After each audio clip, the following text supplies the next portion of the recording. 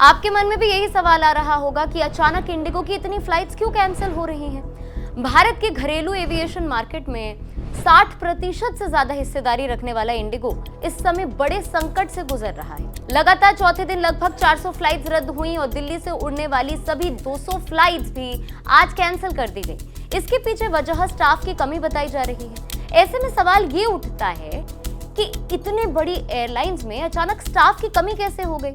दरअसल ये पूरा मामला 1 नवंबर से लागू हुए नए FDTL यानी फ्लाइट ड्यूटी टाइम लिमिटेशन नियमों से जुड़ा है। दिल्ली हाईकोर्ट के आदेश के बाद DGCA ने ये नए नियम लागू किए हैं। FDTL क्या है और ये क्यों जरूरी है, अब ये समझते हैं। FDTL यानी फ्लाइट ड्यूटी टाइम लिमिटेशन, जिसके तहत पायलटों के काम के घंटे, रात की लैंडिंग और आराम के नियम तय किए जाते हैं ताकि थकान से जुड़ी दुर्घटनाओं को रोका जा सके। साल 2025 में लागू नए नियमों में शामिल है हर हफ्ते 48 घंटे का लगातार आराम, रात का समय 12 बजे से सुबह 6 बजे तक, एक पायलट के लिए अधिकतम 2 नाइट लैंडिंग, लगातार 2 से ज्यादा नाइट ड्यूटी नहीं होंगी, अनिवार्य रोस्टर बदलाव और थकान की रिपोर्टिंग। अब ऐसे में सवाल ये भी उठता है कि इंडिगो को परेशानी क्यों हो रही है। देखिए, इंडिगो का कहना है कि नए नियम लागू होने के बाद उसे रोस्टर संकट से गुजरना पड़ रहा है और पायलट और क्रू की भारी कमी झेलनी पड़ रही है। यानी इंडिगो को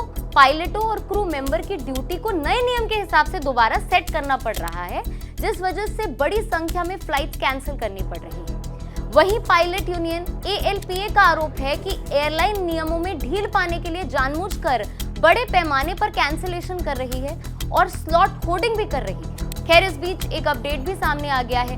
इस भारी संकट के बाद अब DGCA ने उस नियम को वापस ले लिया है जो क्रू के लिए साप्ताहिक आराम के बदले छुट्टी का उपयोग करने से रोकता था।